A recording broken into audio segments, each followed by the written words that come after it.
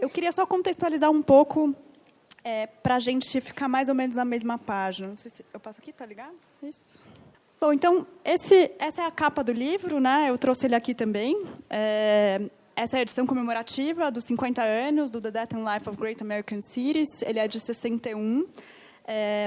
A edição comemorativa é interessante porque trouxe uma série de outros textos de uma literatura de comentário que ainda era muito pouco discutida no caso da Jacobs. Então, esses 50 anos foram interessantes do ponto de vista do mercado editorial, de trazer textos de comentários, balanços razoavelmente críticos sobre a obra dela, principalmente sobre o Death and Life of Great American Cities, mas também lembrando que ela tem outros livros que são menos comentados, como Economies of Cities. Aconteceu uma espécie de ressurgimento dos textos dela menores, né, que saiu no Vital Little Plans. Então, tem uma espécie de ressurgimento da Jacobs agora, diante da efeméride dos 50 anos. Se vocês puderem passar. A edição em português, que eu trouxe aqui também, a primeira tradução para o português foi só em 2000, né, pela Martins Fontes. Então, a gente tem uma recepção tardia do Morte e Vida das Grandes Cidades, e aqui foi uma escolha editorial tirar o Cidades Americanas, né, para que as pessoas não achassem que era só sobre os Estados Unidos e vissem uma universalidade no título. Quem conta essa história em detalhes é o Renato Cimbalista. Ele conversa com o editor do livro da Martins Fontes, no livro que ele acabou de lançar, com textos dos alunos dele lá da FAO, contando um pouco a história e a recepção desse livro, mostrando o quanto que foi uma recepção tardia no Brasil, porque não tinha tradução e porque não tinha uma espécie de tradição de olhar para os Estados Unidos como fonte de recepção de literatura sobre urbanismo, né? E agora tem uma edição nova. Esse livro é o livro de urbanismo mais lido de todos os tempos. Tem essa peculiaridade, que é o livro de urbanismo mais lido de todos os tempos, que não foi escrita por uma urbanista especialista, ela era jornalista, e é escrito por uma mulher. E isso também é um dos fatores de ressurgimento do interesse na Jacobs, porque tem vários olhares agora tentando identificar uma literatura feminista sobre as cidades, e vendo, opa, a Jacobs é uma grande referência, e ninguém parou para pensar se isso tem alguma especificidade no fato dela ser mulher. Então, a gente está diante de um colosso, né? E é sempre muito difícil discutir essas obras tão canônicas ou tão clássicas. Qual que é a minha ideia aqui? A minha ideia, e a ideia do texto, é começar com uma provocação. Então, se vocês puderem passar. Dizer o seguinte: as ideias da Jane Jacobs estão por toda a parte. E o que eu quero dizer quando elas estão por toda a parte? Eu até estava brincando com o Joaquim antes, quando a gente estava tomando um café. Não sei quantos de vocês leram o livro, mas, para mim, quando eu li o livro, depois que eu li, eu fiquei completamente obcecada por aquele livro. Para mim, teve um antes e depois do livro. Eu comecei a ver coisas que eu não tinha visto. Então, tem uma espécie de... Todo mundo lembra quando foi a vez que teve contato com esse livro. Elas estão por toda parte, e é isso que eu estava comentando com o Joaquim. Quando a gente aprende uma palavra nova, de repente, a gente vê ela em todos os lugares. E daí eu comecei a ver a Jacobs em todos os lugares. De repente, eu achava todo mundo citando absurdamente o livro em todos os lugares. E isso começou a me incomodar de várias maneiras. E é assim que eu começo o artigo. Se você puder passar. Então, todos os lugares mesmo. Então, tem um texto da Marta Suplicy, então, na época, né, do PT de São Paulo, hoje do PMDB de São Paulo, um texto na Folha de São Paulo, que chama São Paulo, Fé e Esperança, que é em 2000. 2000 não é por acaso, é o ano da campanha dela para a Prefeitura de São Paulo, em que ela descreve qual seria a receita dela para a cidade de São Paulo. E o que ela diz nesse texto, lá da Folha de São Paulo? Ela fala o seguinte: olha, São Paulo precisa ter mais vida nas ruas, e quanto mais diversificado o uso das ruas, maior a segurança. Citação: Morte e Vida das Grandes Cidades, Jane Jacobs. Puder passar. José Serra, PSDB São Paulo. Em 2005, enquanto era prefeito de São Paulo, tem um texto do Hugo Segawa que relata isso, dizendo o seguinte: o Serra elegeu Death and Life of Great American Cities como livro de cabeceira dele próprio e foi recomendado a seus assessores mais próximos. Pode passar? Obrigada. César Maia, em 2004, então PFL do Rio, hoje DEM do Rio.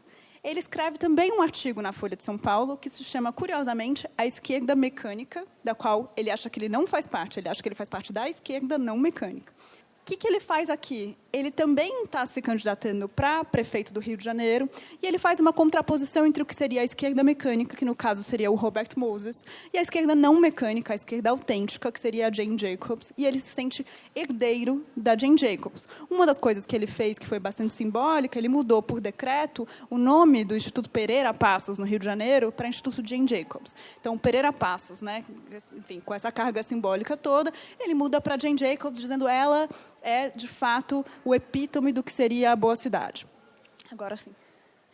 E o Alfredo Sirkis, né, que nessa época, em 2006, era PV do Rio de Janeiro, hoje é PSB Rio de Janeiro, ele escreve um texto dizendo que o livro mudou a vida dele, que a Jacobs é uma heroína do nosso tempo, e o livro, enfim, teria mudado tudo o que ele achava sobre a cidade.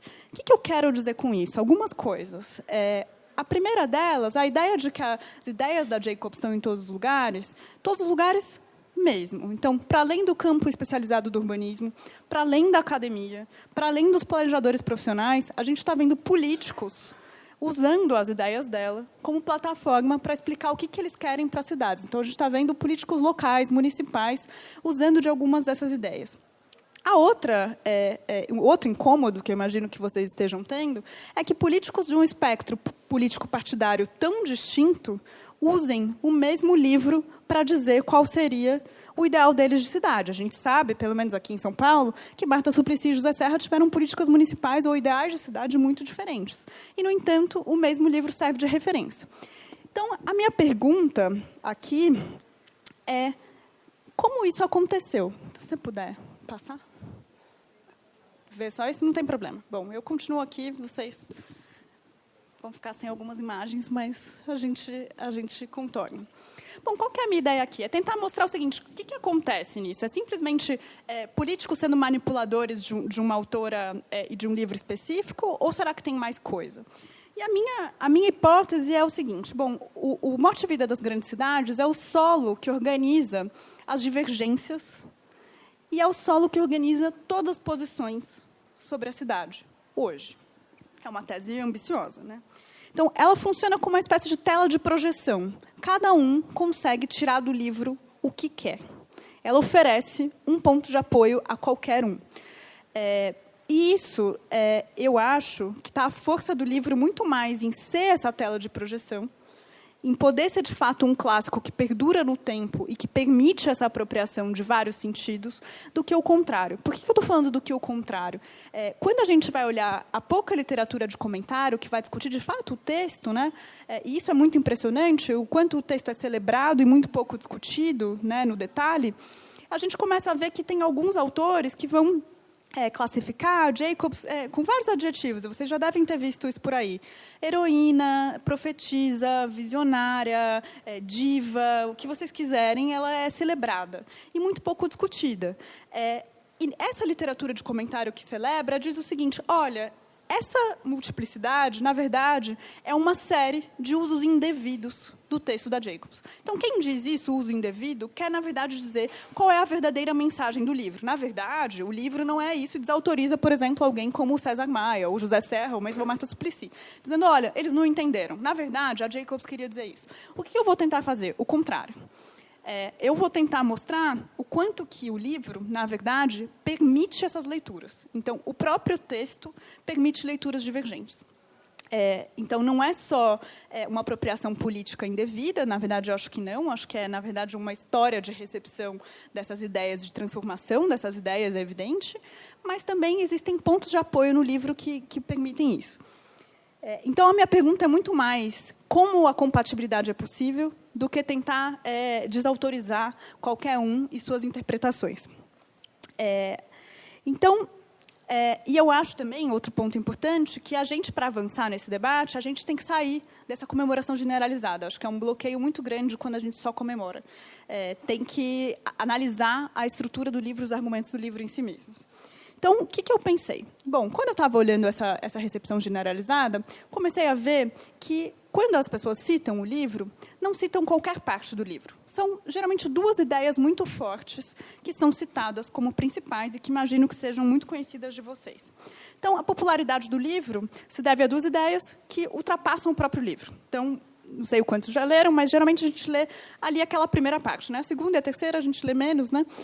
E essas ideias estão justamente na primeira parte. A primeira delas é o balé, da Rua Hudson, e a segunda são os olhos nas ruas, que é exatamente isso que os políticos que eu trouxe aqui citam como elementos do livro. Eu queria, então, ler uma passagem para a gente analisar. Essa passagem específica em que ela vai falar tanto do balé quanto nos olhos na rua. Se alguém tiver com a edição, o meu está na página 52, é a edição antiga da Martins Fontes. Então, vamos lá. E também é muito legal porque, como vocês sabem, né, a Jacobs, a escrita dela é muito, muito bonita, muito pensado o estilo, né? Tem até alguns artigos comentando o estilo literário dela, então é sempre uma delícia de ler o texto. Então, aqui na página 52, ela diz: sob a aparente desordem da cidade tradicional, existe, nos lugares em que ela funciona a contento, uma ordem surpreendente que garante a manutenção da segurança e a liberdade. É uma ordem complexa. Sua essência é a complexidade do uso das calçadas, que traz consigo uma sucessão permanente de olhos. Essa ordem compõe-se de movimento e mudança. E, embora se trate de vida, não de arte, podemos chamá-la, na fantasia, de forma artística da cidade e compará-la à dança. Não é uma dança mecânica, com os figurantes erguendo a perna ao mesmo tempo, rodopiando em sincronia, curvando-se juntos, mas é um balé complexo, que em que cada indivíduo e os grupos têm todos papéis distintos, que, por milagre, se reforçam mutuamente e compõem todos um todo ordenado. O balé da boa calçada urbana nunca se repete em outro lugar, e em qualquer lugar está sempre repleto de novas improvisações. O trecho da Rua Hudson, onde moro, é todo dia cenário de um complexo balé de calçada. Eu mesma entro em cena pouco depois das 8, quando coloco do lado de fora a lata de lixo. Sem dúvida, uma tarefa prosaica, mas gosto do meu papel, do barulhinho metálico que produzo, na hora em que passam as levas de colegiais pelo meio do palco, deixando cair papel de bala. Como eles conseguem comer tanta bala logo de manhãzinha? Enquanto varro os papéis de bala, observo os outros rituais matinais. O Sr. Halpert, soltando o carrinho de mão da lavanderia do seu lugar, a porta do depósito, o genro de Joe, empilhando caixotes vazios fora da confeitaria, o barbeiro colocando na calçada sua cadeira dobrável, o Sr. Goldstein arrumando os rolos de arame, o que indica que a loja de ferragens está aberta, a mulher do síndico do prédio largando seu parrudinho de 3 anos com um bandolim de brinquedo à porta da casa, posto privilegiado no qual ele aprende o inglês que sua mãe não consegue falar.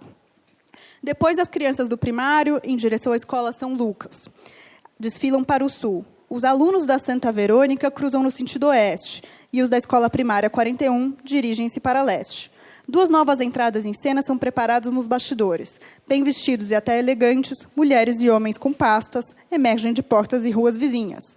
A maioria vai tomar ônibus no metrô, alguns se detêm no meio-fio e param táxis que, por milagre, apareceram no momento exato, mesmo porque os táxis fazem parte de um ritual matinal mais amplo, depois de levar passageiros vindos da zona central de Manhattan para o distrito financeiro da Zona Sul. E assim ela continua, alguns de vocês já viram, ela vai narrando como que, ao longo do dia, tem esses vários atores que vão entrando em cena e tem vários usos possíveis dessa rua, que é a rua dela. Por que eu quis ler? Além do fato do estilo, né, que a gente vai lendo como se fosse um romance, né, não como se fosse um livro técnico, existe uma coisa que eu acho que a força dessas imagens vem do fato de que elas sintetizam teses do livro. Então, a gente consegue extrair alguns pontos muito importantes dessa passagem. Então, queria discutir alguns deles com vocês. Então, a primeira coisa pode parecer muito trivial, mas a primeira coisa que essa imagem do balé da cidade mostra é o seguinte: pessoas diferentes fazem usos diferentes da mesma rua ao longo do dia.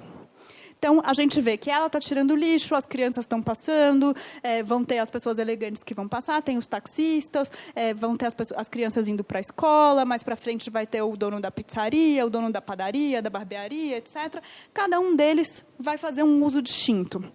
Isso pode parecer uma absoluta obviedade, mas não é uma obviedade, no sentido de que, se a rua da Jacobs fosse exclusivamente residencial, essa multiplicidade não ia acontecer. A rua dela tem uso misto. Tem uso comercial, tem escola, tem o parque, tem os taxistas no ponto de táxi. Então, a primeira ideia que tem aí, é uma ideia do livro, existe diversidade de usos porque a rua permite essa diversidade de usos. Então, primeiro ponto. O segundo ponto é esse elogio à espontaneidade. Então, a gente viu que ela fala, olha, é um balé, mas não é um balé coreografado. Não tem um mestre regulando essa cena, dizendo agora todo mundo tem que levantar o pé ou tem que seguir nesse ritmo. É um balé espontâneo. E como que, de alguma maneira, ela fala assim, por milagre, essas pessoas vão entrando em cena sucessivamente num ritmo que compõe esse balé. Então, qual que é a ideia aqui também de tese do livro? Existe uma ideia aqui de que eu tenho que prestar atenção no ritmo da cidade, que é um ritmo espontâneo, não mecânico, não artificial, e que ele tem que ser levado em consideração. Então, o elogio ao espontâneo faz total sentido dentro da ideia do livro. Até o Bergman, né, o Marshall Bergman, que é um dos comentadores que eu acho que são os mais sofisticados da Jacobs, né, no Tudo que é Sólido Desmancha do Ar, ele fala que ela, de alguma maneira, está antecipando o movimento artístico da dança mesmo, que é essa dança não coreografada, né? Uma dança de rua, cotidiana e etc. Qual que é o outro ponto da espontaneidade? Existem coisas imprevisíveis. Não tem como o planejador olhar para tudo, porque existem coisas que, mesmo que elas se repitam e tenham um ritmo, não tem ninguém controlando. Então, esse é outro ponto importante. O outro argumento é existem relações sociais específicas que conformam o cotidiano da rua e da calçada. Porque a centralidade aqui é para a calçada, né? É um balé da rua, mas não é um balé do carro, é um balé dos pedestres. E isso também pode parecer uma obviedade para a gente agora, e dificilmente seria contestado por qualquer urbanista especialista, mas quando a Jacobs foi falar na conferência de Harvard, o Lewis Mumford, na época, falou que ela representava uma brisa fresca do mar. Ele falava que era fresh breeze, porque ela falou o seguinte, olha, a cidade ela é composta por relações sociais e não só por prédios e edifícios. Então, isso, por si só, na época, foi um ponto avassalador, enquanto que, para a gente, hoje, pode parecer muito trivial, apesar de, por exemplo, o Yangel ter um livro que chama Cidade para Pessoas, que daí, enfim, já que é tão óbvio, a pergunta seria cidade para quem mais, né? Mas é exatamente isso, as relações sociais são centrais aqui. O quarto ponto está diretamente relacionado com o último, que é o seguinte, ela está dizendo, com essa descrição do balé, ela está dizendo o seguinte, eu não posso simplesmente tirar uma fotografia dessa rua, para que eu possa entender essa rua. Eu tenho que prestar atenção. E eu tenho que prestar atenção durante um longo período de tempo. Então, qual que é a diferença do ponto de observação dela? Se a gente for olhar, ela está parada na janela dela, então ela é um ponto fixo, claro que ela começa dizendo que ela tira o lixo e tal, mas depois ela é um ponto fixo que ela vê todo mundo passar. Ela tem uma espécie de olhar de observador panorâmico que consegue ver todos os outros. Então, se a gente for pensar em comparação com os olhares da modernidade, que são muito conhecidos para a gente, ela seria uma espécie de antítese do flaneur. Então, quando a gente discute ou lê, né, o Baudelaire, ou então mesmo o Edgar Allan Poe, O Homem na Multidão, geralmente são homens que estão vendo, ou mesmo o Simmel, né, quando a gente for pensar nisso, nessas observações da cidade, são homens que andam pela cidade e que eles vão pensando o fluxo e eles vão determinando livremente para onde eles querem ir, à deriva, olhando para a cidade. E a gente vai ver elementos aí que depois a gente vai poder comentar um pouco mais, elementos de anonimato, de um ar blasé, tem todo o elemento dessa cidade moderna. No caso da Jacobs, o ponto dela é fixo. Ela está olhando os outros sem andar. E isso faz com que ela veja uma multiplicidade de usos ao longo do tempo. Então, ela é diferente do flaneur nesse sentido, um olhar de sobrevoo, né? E aí ela consegue mostrar esse tipo de coisa, que é o planejador, se ele quiser entender, ele tem que prestar atenção, e ele tem que prestar atenção por bastante tempo, você tem que prestar atenção aos detalhes. Então, o quinto argumento, né, é o de que a rua, ou melhor, a calçada, é um espaço público por excelência. Então, o foco da Jacobs não está nas praças ou nos parques, não está não está em outros lugares que poderiam ser classificados como espaço público, né? Seu olhar está direcionado para os pedestres e para as vias públicas. Então, essa é, por excelência, o espaço que ela vai classificar como o mais importante. Então, se a gente for pensar, por exemplo, no Moses, ou mesmo no Le Corbusier, é uma virada completa de perspectiva de eleger a calçada como espaço privilegiado. E, por fim, né, o sexto argumento, a observação seria completamente distinta se a Jacobs olhasse para Broadway na altura do Times Square. Né? A rua dela é muito específica. Né? É uma rua de bairro. Em outras palavras, tem uma questão clara aqui de escala. Não se trata do homem na multidão da grande avenida da grande cidade, mas do balé espontâneo nas calçadas de uma rua menor, em que todas as pessoas são identificáveis e discerníveis. E daí a gente consegue pensar a segunda imagem, né? Os olhos na rua. Qual que é a ideia aqui? É dizer o seguinte, olha, eu não só tenho essa multiplicidade de usos e de expressões nessa calçada, mas eu também tenho segurança. Porque, na medida em que eu tenho tantas pessoas usando essa rua ao longo do dia de maneiras diferentes, todo mundo se olha, todo mundo, de alguma maneira, se conhece, estabelece laços de confiança, e eu consigo me sentir seguro numa rua movimentada ao longo do tempo. Então, uma imagem deriva da outra, e as duas imagens sintetizam teses do livro, e é por isso que eu acho que elas extrapolam o livro para além do próprio texto. Né? Muitas vezes as pessoas nem citam o texto, né? Citam diretamente Balé da Rua ou Olhos na Rua. Né? Vocês vão ver isso. Eu tentei fazer um recenseamento, né? Mas é praticamente impossível da quantidade de pessoas que citam essas duas ideias. Então, Então, tem um componente literário, a gente lembra disso, a gente se identifica com isso. Quem nunca fez uma observação de rua como essa? Né?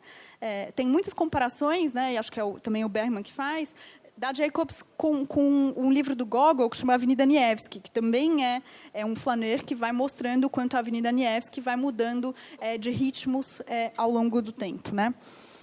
Com essa diferença específica de que é um ponto fixo. A outra ideia, que é o foco do livro dela, é a crítica ao planejamento urbano da época dela. Né? A primeira frase do livro não deixa nenhuma dúvida, e daí tem uma questão de tradução importante, mas a primeira frase do livro em português... Deixa eu pegar aqui. Este livro é um ataque aos fundamentos do planejamento urbano e da reurbanização ora vigentes. A diferença de tradução é que aí não tem fundamentos. Mas é uma crítica. Então, o que ela está fazendo? Ela está criticando. Também tem aqui uma outra posição nessas duas imagens, que é o seguinte: o técnico, ele não é o detentor do saber. Eu tenho uma fonte na vida cotidiana que me permite enxergar muito mais do que alguém de fora que não percebe essas relações acontecendo. Então, se eu quiser, de alguma maneira, conformar esse espaço, eu tenho que ter respeito, atenção e tempo para tentar entender como essas relações funcionam. Então, a espontaneidade seria uma espécie de oposição ao ordenamento do planejamento moderno da época, né, que fazia a tábula rasa das relações anteriores. Né? A ideia do cotidiano sendo fonte em vez do especialista. E isso também é interessante, porque, para Jacobs, não interessa se é o Moses, o Le Corbusier, ou se é o Howard, quem for. Ela acha que todos os planejadores antes, né, a história do planejamento urbano está inteira errada, ou está inteira inadequada. Ela compara muitas vezes com a medicina, né, que sangrava as pessoas sem ter uma base científica, dizendo o seguinte: eles pensam formas na cabeça deles e eles projetam para a cidade, sem saber que tipo de necessidades e usos, de fato, essa cidade precisa. Então, não importa se é jardim, se é via expressa, qual que é o seu modelo, todos eles são uma série de erros históricos, porque justamente não levam em consideração todos esses pressupostos dessas duas ideias tese do livro, e acabam gerando o que ela chama, de maneira bastante engraçada, mas que também é uma das tônicas do livro, a grande praga da monotonia. Né? Porque são criados espaços que são... com os quais a gente não consegue se identificar, são espaços artificiais e que não são usados do jeito que os arquitetos e planejadores pensaram, justamente porque não levaram em conta todos esses pontos. Então, não à toa, ela é vista como uma mudança de paradigma no planejamento urbano. Ela inverte o olhar, inverte a questão, e ela consegue explicar por que boa parte dos projetos não funciona, ou não funciona da maneira que os planejadores e arquitetos achavam que deveria funcionar. O outro ponto que faz com que esse livro seja muito citado, eu acho pelo menos, é essa construção da figura da Jacobs como uma heroína. Então, ela não é lida só como alguém que é uma autora, né, nos estudos urbanos, mas também o papel dela de militante. Então, ela teve embates concretos, né, com o Moses, na cidade de Nova York, que o Moses queria construir uma via expressa ali no Village, e ela foi uma das ativistas que fez com que essa via expressa não fosse construída, né? Então, e aqui, se o slide estivesse, a gente veria a capa do Tudo que é Sólido, do Desmancha no Ar, do Marshall Bergman, que eu acho que é a leitura mais sofisticada que eu conheço desse embate. Então, ele está mostrando o seguinte, olha, o Moses, ele é a figura da modernidade por excelência. Ele vai usar a mesma frase que ele usa para o Barão de Osman, falando o seguinte, olha, ele está abrindo as vias a golpe de cutelo, ele está destruindo a cidade inteira e fazendo essa modernidade devoradora, fáustica, que vai destruindo tudo que vê pela frente. Por outro lado, a Jacobs também é moderna, só que ela é uma modernidade de resistência. Ela é uma modernidade do cotidiano, mostrando, olha, eu não preciso da via expressa para ser moderno. Então, tem uma espécie de contraposição Davi e Golias que caracteriza ela, mostrando como ela é uma heroína, não só heroína, ativista, militante, como a gente pudesse chamar, e ela passa a servir também de referência para vários outros projetos de resistência. No caso do Bergman, existe uma coisa interessante que, por mais que ele diga, olha, isso é moderno, ele vai fazer umas críticas a Jacobs que não são triviais. Então, a primeira coisa que ele diz é o seguinte, olha, por mais que ela seja moderna e que a resistência, e que ela antecipe várias coisas, como, por exemplo, a dança contemporânea, etc., existe uma espécie de subtexto de antimodernidade. E o que ele vai usar? Justamente essa passagem do balé da Rua Hudson, que a gente leu, por isso que também eu quis ler. Ele vai dizer o seguinte, olha, isso aqui é bucólico. Não tem conflito nessa rua. Todo mundo se conhece. Não tem anonimato. Não tem a frequência da grande cidade. Todo mundo tem laços de confiança pressupostos. E uma das críticas principais que ele faz é dizendo o seguinte, olha, a Jacobs está olhando para essa rua antes da chegada dos negros. Todo mundo é branco, todo mundo é blue collar, todo mundo tem emprego. Não tem nenhuma questão racial nessa descrição, não tem nenhum conflito explodindo.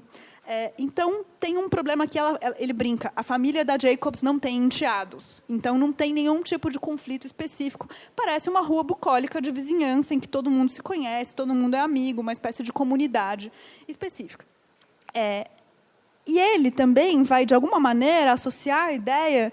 então, ele vai criar duas figuras, né? Duas figuras aparentemente incompatíveis. Então, essa ativista da resistência, que vai ver a modernidade no cotidiano, com uma espécie de dona de casa, mãe, do âmbito doméstico, e que está querendo uma nostalgia bucólica de voltar atrás para um tempo em que as relações de confiança eram possíveis. E ele constrói isso como se fosse uma sobreposição. Então, tem um texto moderno com um subtexto antimoderno. Qual que eu acho que é o problema dessa análise? Ele não diz onde que a heroína da resistência moderna e a mãe com valores domésticos e nostálgicos se encontram.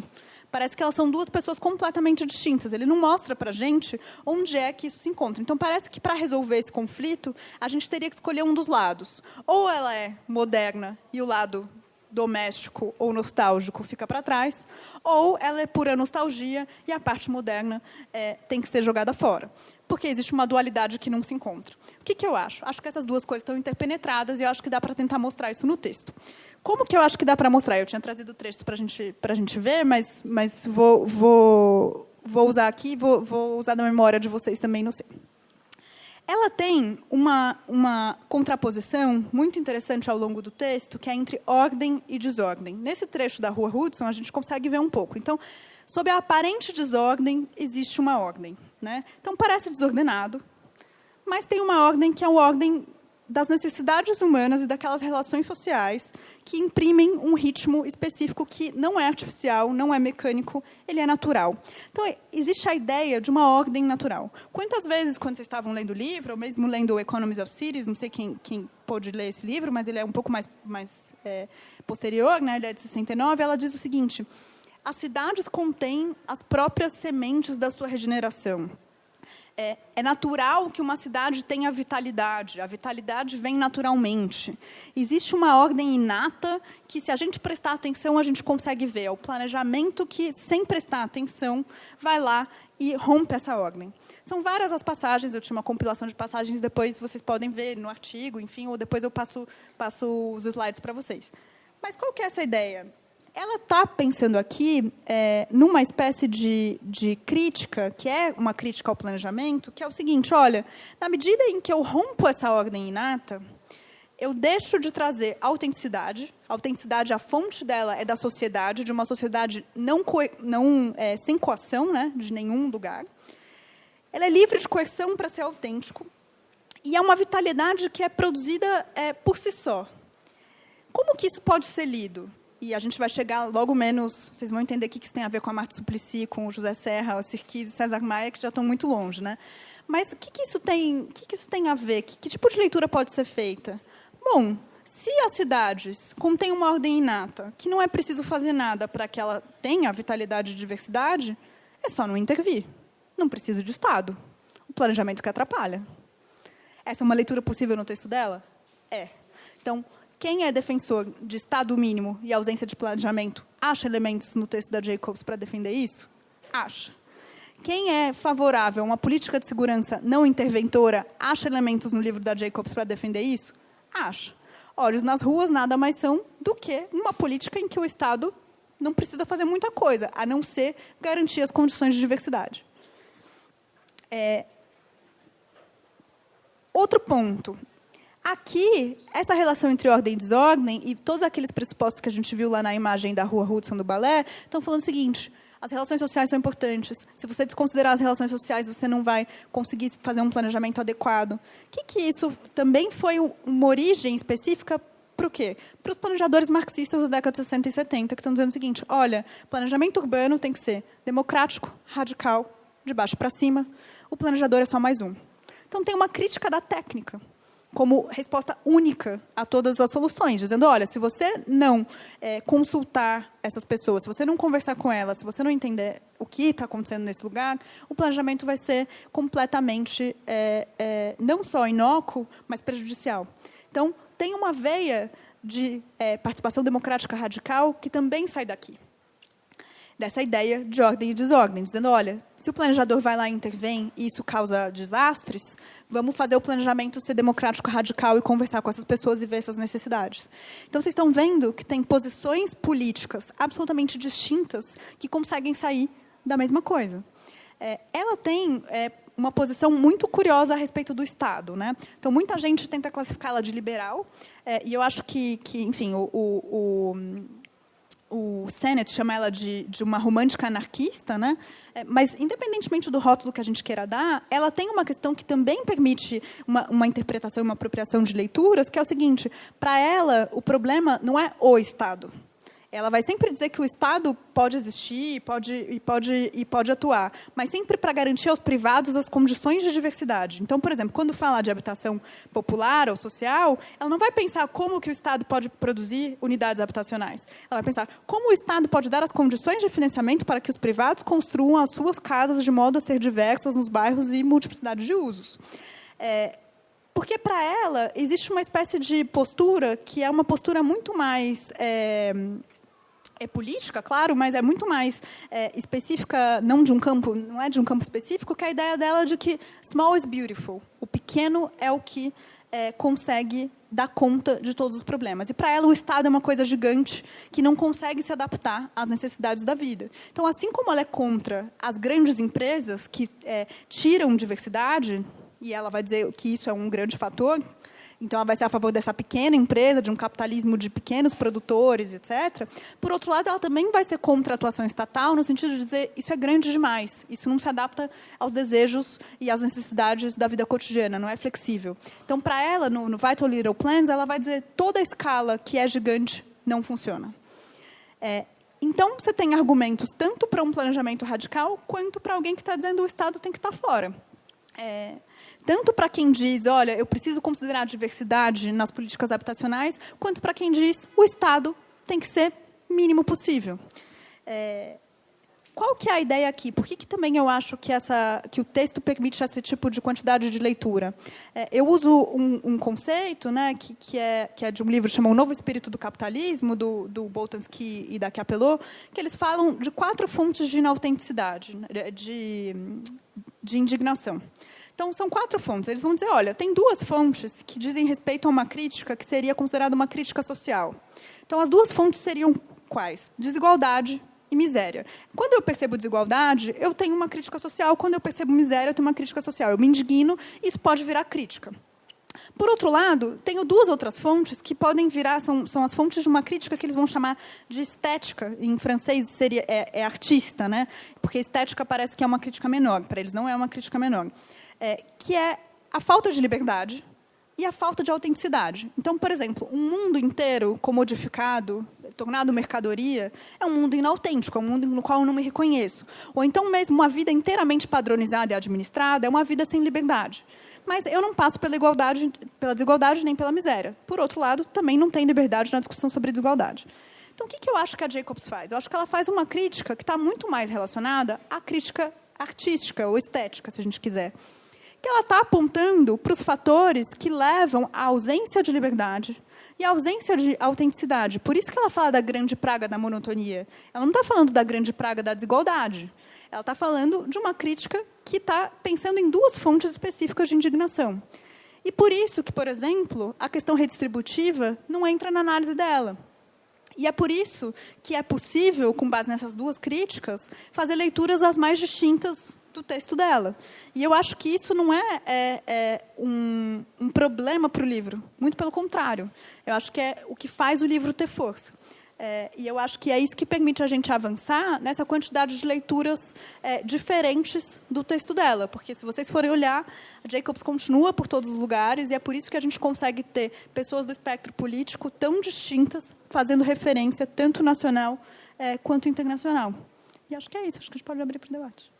Obrigada. Obrigado, Bianca.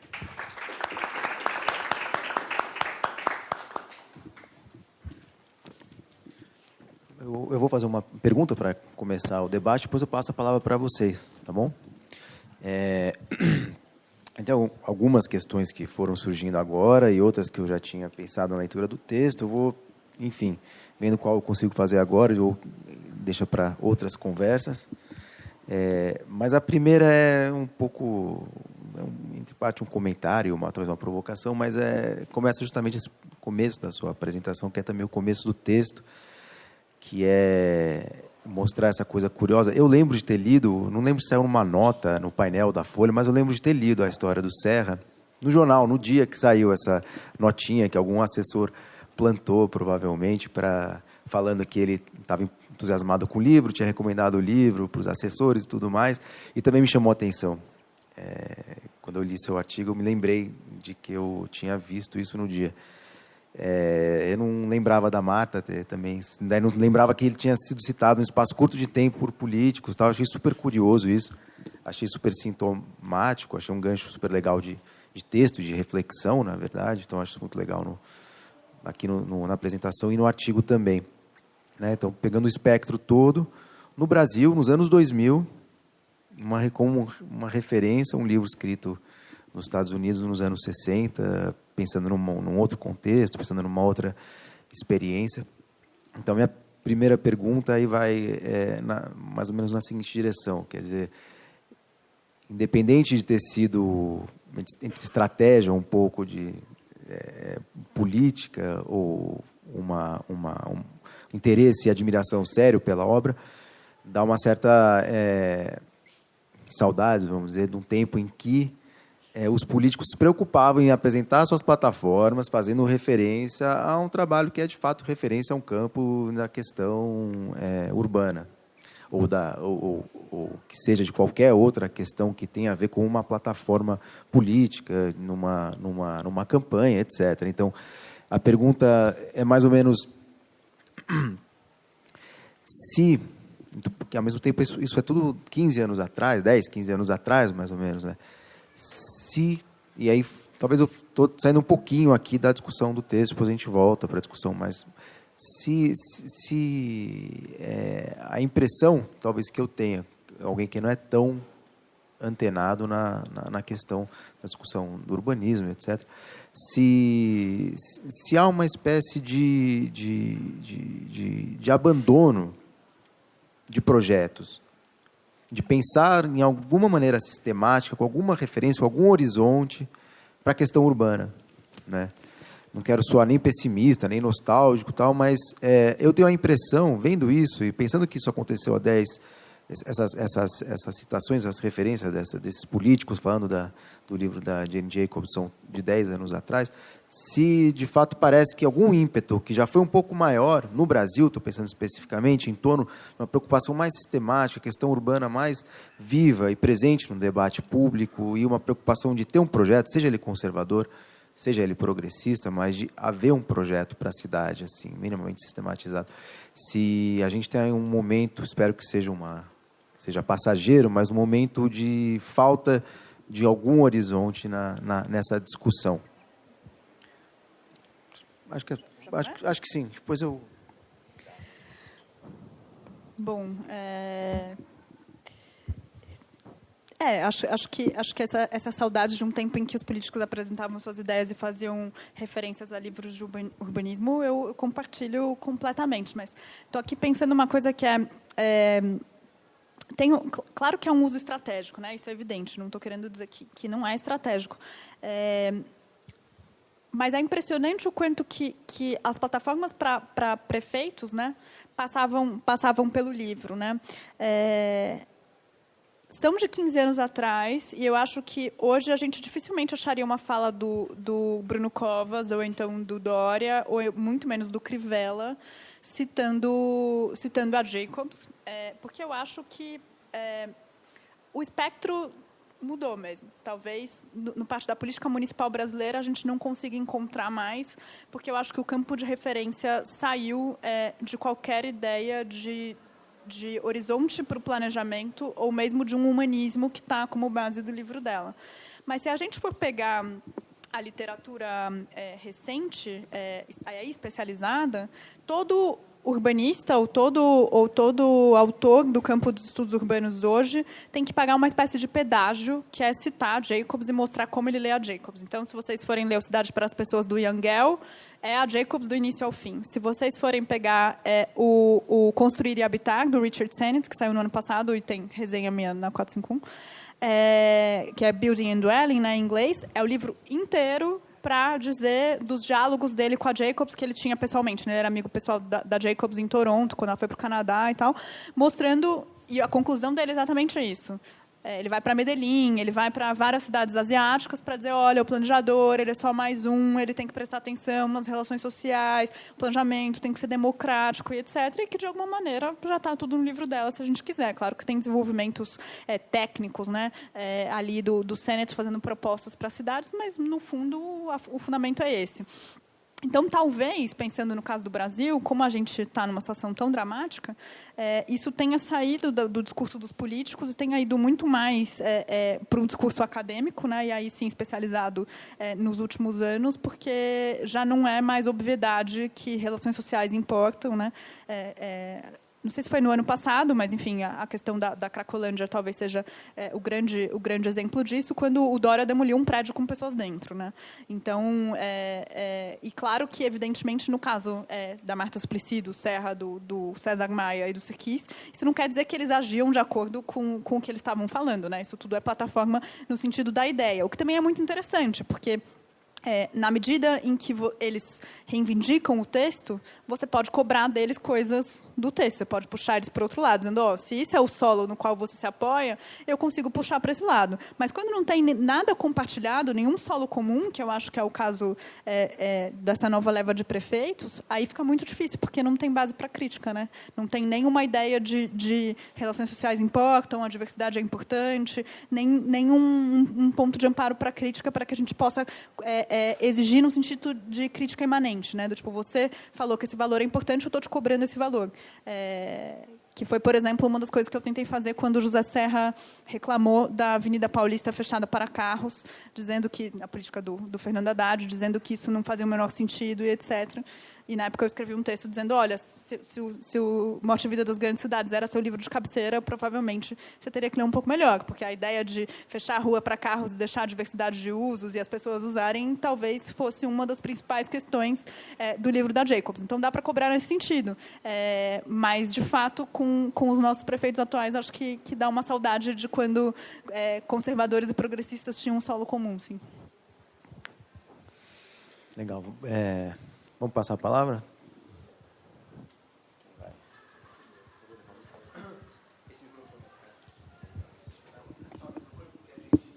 Sim. Bom, na verdade, não seriam questões, mas apontamentos. Eu venho do norte do Brasil. Eu sou professor na Federal do Amapá. Eu coordeno um núcleo de estudos e pesquisa chamado NAIMI lá, que, de alguma forma, a gente trabalha com discussões urbanas, também antropologia visual.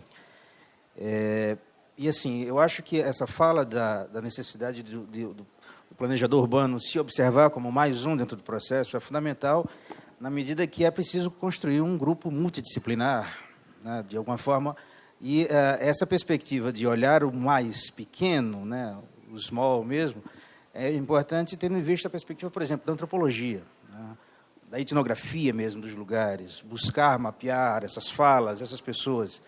E, em geral, os planejamentos sobre cidade não valorizam as falas dos menores, das pessoas do cotidiano, da rua. Não se pesquisa isso. Mas já, obviamente, pelo menos assim, por parte, talvez, de um planejamento urbano maior, que aí, de fato, tendo um sentido de direcionar-se para as pessoas, mas, na verdade, não inclui essas pessoas dentro dos planejamentos maiores, vamos dizer assim. E a antropologia, os estudos urbanos com viés antropológico, em uma série de grupos espalhados em universidades do Brasil afora, tem feito isso, olhar esse pequeno, ir em busca, etnografar. Né? Eu, como antropólogo, faço isso, perturbo muito essa realidade lá no Amapá, vou às comunidades, vejo esse processo. Então, como temos alunos aqui também, eu acho que é importante vocês observarem, dentro da formação de vocês, uma prática sobre uma perspectiva antropológica, etnográfica, um viés mais de ouvir, ir a campo, não ficar só nas pranchetas, não só ficar somente nos softwares, mas ir, de fato, a campo, ir nas comunidades. E aí esse comentário leva ao segundo ponto, assim, também o segundo apontamento, que é a perspectiva da Jacobs. Observa uma cidade, uma metrópole, uma grandiosidade. Eu, toda vez que venho em São Paulo, eu digo, meu Deus, é um contraponto. Sair do Amapá, uma cidade amazônica, ribeirinha, de certa forma, e chegar em São Paulo e encontrar essa monstruosidade. Né? É uma monstruosidade que, na verdade, entorpece, inebria, e que, de alguma maneira, causam algumas sensações diversas. Então, assim, de que maneira, talvez, essa perspectiva da Jacobs veria uma cidade, por exemplo, amazônica? Né? Uma cidade, quando eu convido vocês a visitarem o Amapá, né, como uma das portas de entrada, vamos dizer assim, da Amazônia. Logo que o avião se sai ou se adentra, você já vê ali na porta de entrada da cidade, tem o Rio Amazonas, é a única cidade que é banhada pelo Rio Amazonas, a única capital do Brasil, na verdade, e você vê uma série de construções feitas sem planejamento algum. Um uso do espaço urbano sem nenhum planejamento. E uma ação, por outro lado, do Estado, que muitas vezes constrói condomínios, né, ou pelo menos estruturas urbanas para as pessoas que, vamos dizer assim, não levam em consideração nenhum tipo de opinião. Olha, vamos levar vocês para outros lugares, vamos afastar vocês, vamos tirar vocês de lugares que tradicionalmente vocês ocupavam e, de alguma forma, aquilo que vocês tinham como construção social, cultural, o uso do espaço é inviabilizado. Isso se encontra, talvez, um problema que, se vocês vivenciam em São Paulo, tem uma natureza específica, e quando se vai para uma região, uma cidade de uma região amazônica, de um lugar distante daqui, talvez os problemas eles estejam se renovando. Né? Então, eu acho que há uma série de problemas estabelecidos na cidade de São Paulo, nas cidades com a dimensão de São Paulo, mas é nas cidades pequenas onde talvez o desafio de se olhar o que é a cidade que está posto, tendo em vista a renovação dos problemas. Né? A natureza como um ciclo mesmo. Então, modelos que estão acontecendo aqui de especulação urbana já se colocam nas cidades de pequeno e médio porte de maneira bem assintosa e bem dramática. E aí, se há eventualmente, algum político, algum gestor, alguém que esteja à frente, se minimamente pensa ou não, aqui a dificuldade é ter essas figuras que pensem nessas realidades distantes. Então, fica algumas perturbações. Como que você chama? Luciano. Luciano, super obrigada pelos apontamentos. Acho que são muito importantes para a gente pensar. Então, acho que isso que você falou do teu primeiro ponto, o quanto que tem uma conexão da etnografia e da antropologia com a Jacobs, acho que é central e muita gente usa também ela nesse sentido, porque não e ela tem uma veia quase etnográfica quando ela vai nos conjuntos habitacionais, que ela vai ouvir as pessoas, ela transcreve as falas das pessoas. Então, ela mostra como, por exemplo, o planejador foi lá, fez um conjunto habitacional e tem um parquinho para as crianças. Nenhuma criança usa o parquinho. Por que aquilo, né? Então, o planejador vai lá e diz, eles não sabem, enfim, não era aquela necessidade. Ela vai tentar ouvir e descobrir a fonte do problema, e a fonte do problema para ela é sempre que esse planejador tinha uma ideia na cabeça, e essa ideia na cabeça era um modelo que ele aplicou numa realidade sem ter nenhuma intermediação com as pessoas que viviam lá. Isso é absolutamente atual para os dias de hoje, né? Acho que, então, tem esse ponto. Acho que outro ponto também muito interessante que ela é apropriada é no design, né? Porque, por exemplo, ela tem uma parte do livro que é todo o desenho das ruas, da calçada, qual é o tamanho da calçada, como que tem que ser o prédio, tem que ter mistura de prédios antigos com prédios novos. Então, tem uma avenida também, né? Pensando em quais outras áreas que ela também está sendo apropriada. Também no design também estão usando muito ela, para além da arquitetura, do urbanismo e da antropologia. No caso de como ela veria uma cidade amazônica, acho que essa é uma pergunta muito, muito interessante, porque acho que a gente, quando lê o livro, ele é tão rico e tão interessante, permite tantas leituras, que a gente fica pensando assim, como que ela veria tal coisa, né? E tem até uma sigla que chama WWJJD, ponto de interrogação, que é What would Jane Jacobs do? Então, muita gente fala o seguinte, você é um planejador, então, você quer acertar, você pergunta o que a Jacobs faria nesse caso?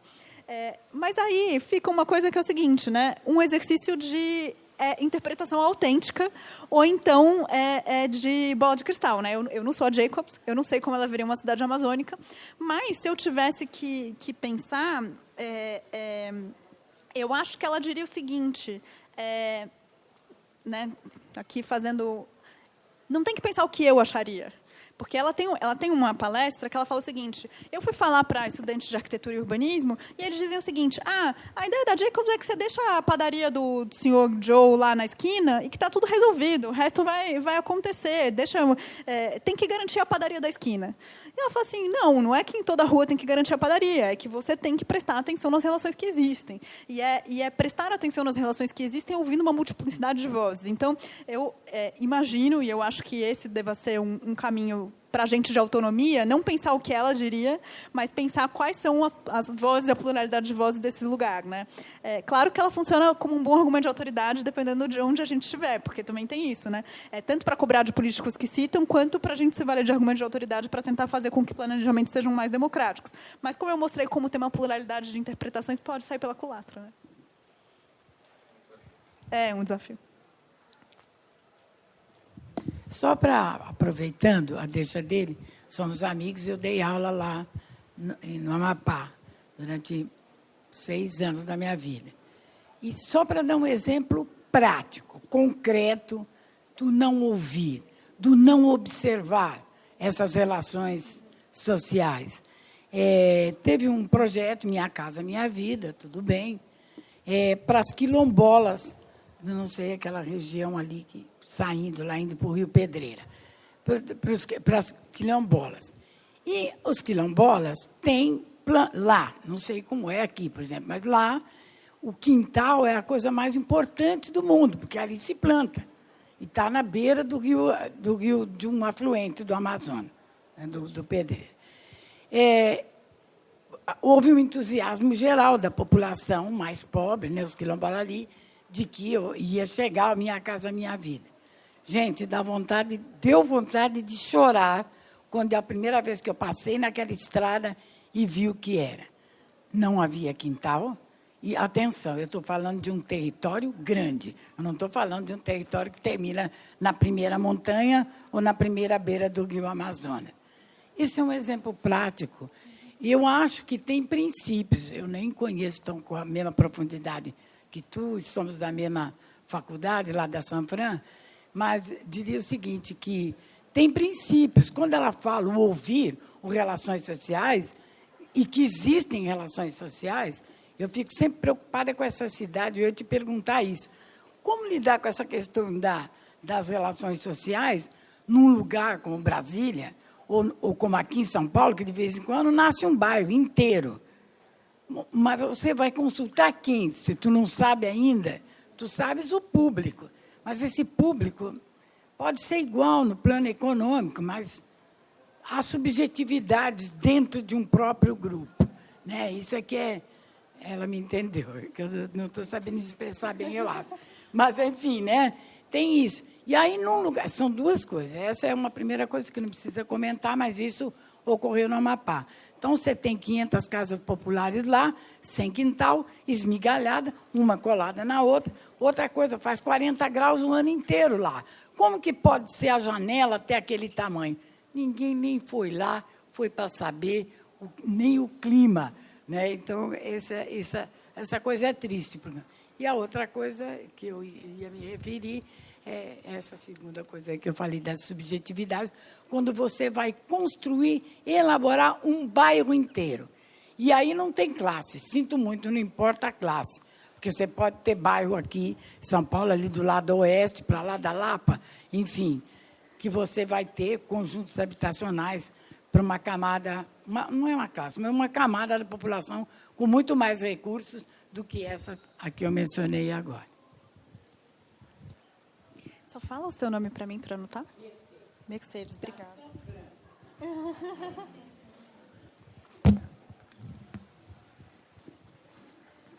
Tem mais? Eu já respondo? Acho que sim. O pessoal vai...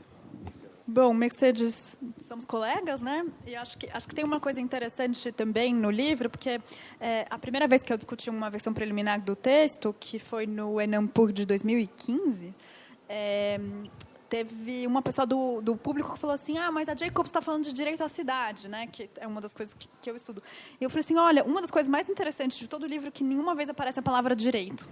Então, também tem uma questão que é um pouco, eu vejo, né, de maneira complicada, que é esse elogio da espontaneidade, que acho que está na tua segunda pergunta, as subjetividades, como organiza isso, é um pouco no espontâneo mesmo. Ela não está pensando exatamente como que o sistema político, a democracia, o direito vão dar conta disso. Ela está apostando de que o pequeno se auto-organiza e que a resolução de conflitos se dá entre as pessoas.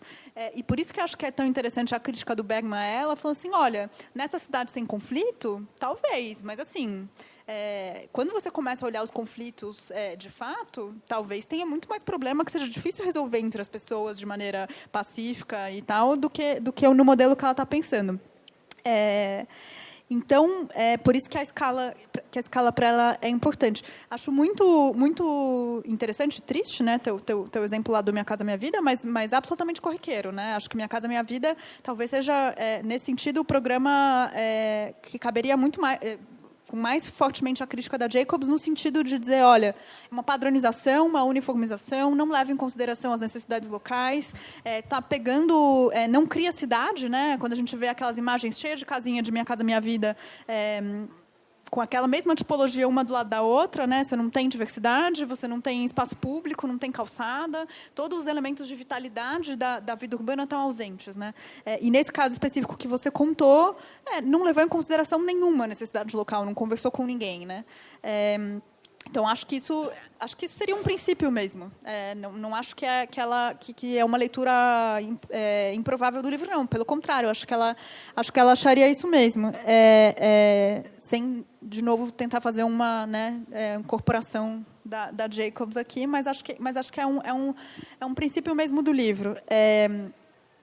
Mas, por outro lado, tem isso, né? Essa tua pergunta, eu acho que é a pergunta de todo mundo que está tentando pensar o seguinte, bom, entendi que o planejador tem que ser só mais um, que a técnica não é uma resposta correta, que eu preciso conversar com as pessoas e ver as necessidades, que eu preciso escutar, que eu preciso ter um planejamento democrático. Como eu faço isso? Então, a pergunta de todo mundo que está pensando isso é como organiza esse tipo de coisa? Porque eu posso escutar e pode ter conflito, pode ter demanda diferente, pode não, tem. O tempo inteiro, onde você quiser, porque território é disputa. Não tem outra outra ideia para isso. Então, a pergunta toda é uma pergunta que eu acho que ela não responde. Eu acho que ela está pensando nessa escala mínima, eu acho que ela está diminuindo os conflitos, né? Ela não está pensando especificamente conflito, mas tem esse ponto que, para ela, é ouvir um marginalizado, que isso eu acho que é interessante. Né?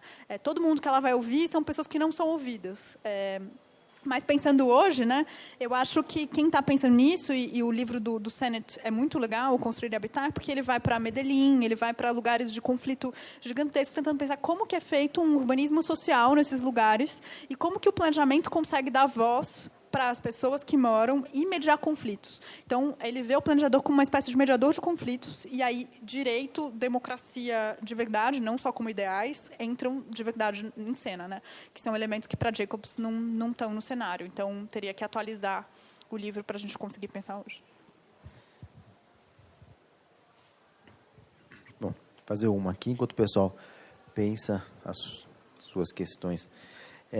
E aí, voltando um pouquinho mais assim para o seu lado de intérprete da Jane Jacobs, uma coisa um pouco mais... Intérprete oficial, eu tenho a bola de cristal, eu converso com ela todas as noites. Não, de novo, é uma coisa mais assim, provocar um pouco, que é essa sua ideia de que tem, ou você usa essa expressão, quer dizer, tem alguma coisa para todo mundo na Jane Jacobs, uma das formas de tentar entender por que ela é apropriada por um amplo espectro, por exemplo, político, né? Do movimento ao planejador, mais tecnocrata, não diria, mas oficial. Tal. Mas eu não sei, eu fiquei com a impressão na leitura do texto que tem um esforço seu, muito ligado à sua admiração por ela, vamos dizer, não deixa ela aí. Vou segurar ela aqui no campo político, que é um campo político, vamos dizer, nossa, não acho que ela não seja, não é isso que eu não estou questionando as credenciais democráticas, etc. Mas fiquei pensando assim, será que é menos o caso de mostrar uma diversidade que recobre todas as posições políticas possíveis, menos isso e mais de tentar entender como essa mistura de, como você falou, tem uma mistura de um ideal democrático com uma coisa meio anti-Estado, meio anarquista, meio libertária, tem uma preocupação com a vida cotidiana, mas, ao mesmo tempo, tem uma espécie de ponto cego para os conflitos. São as ambiguidades e contradições até do título da sua palestra, do seu artigo, tal, está tudo aqui. Né? Estou tentando só pensar e tentar te provocar, será que isso não configura uma determinada posição política, mais do que uma espécie de texto amplo, interpretável, amplamente apropriável? Eu tenho essa mesma inquietação quando eu vejo a Jane Jacobs sendo apropriada por um campo mais conservador, né? E eu não sei, eu tentando pensar, eu teria que esmiuçar isso melhor, de como, tentando contextualizar a Jane Jacobs nos anos 60, pensar quais são os conflitos específicos ali, quer dizer, o que está em pauta mais concretamente. Lá. Será que não ela tentar questionar essa posição oracular dela, vamos dizer, se a gente visse uma Jane Jacobs mais localizada, que é um tipo de campo que talvez tenha essas ambiguidades mesmo, mas, enfim, configura uma posição política específica, mais do que uma posição política, vamos dizer, ampla o suficiente para ela ser...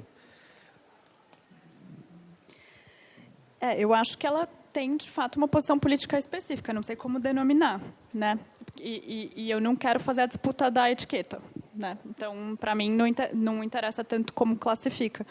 Mas o que é interessante é que, mesmo tendo uma posição política específica, o que permite... não sei se tem todas as posições políticas dentro dela, pessoalmente, como figura, porque, enfim, ela tomava posições políticas muito claras, mas eu acho que a história da recepção permite interpretações que favorecem posicionamentos políticos diferentes. Então, eu acho que ela tinha posições políticas claras, né? Ela foi presa numa das manifestações contra o Moses, ela ficou presa na cadeia, ela era consistente e coerente no sentido de não só lutar pelo Village, ela lutou com os moradores do Bronx, por exemplo. Então, ela tinha um ativismo muito claro e muito ferrenho, né? Mas daí eu acho que tem essa questão de como a pergunta é muito mais entender como que ela, o texto, né, especificamente esse livro, consegue ser parte de vários projetos, né?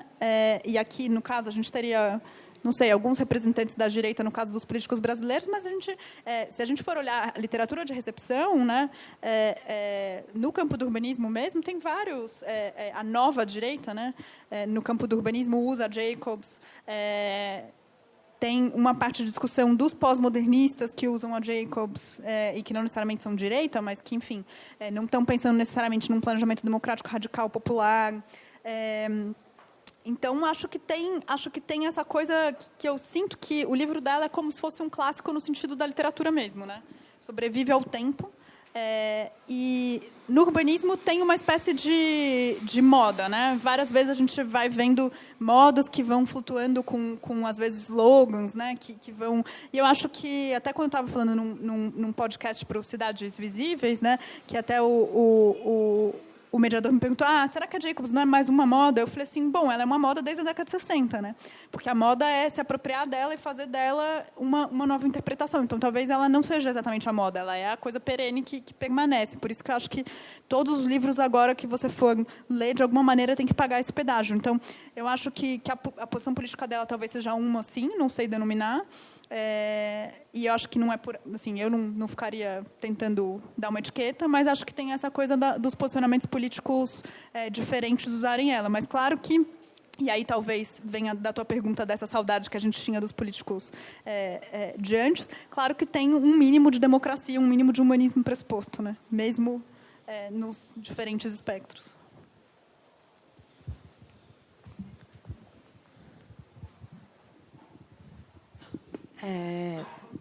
Mas, enfim, uma conjectura. Pensando como arquiteta ou urbanista, não eu, pessoa, mas pensando nessa perspectiva de atuação do arquiteto e urbanista, e articulando um pouco o que, enfim, o Joaquim falou e que eu esqueci seu nome, o Luciano falou. Você não acha que, enfim, entender e pontuar essa posição política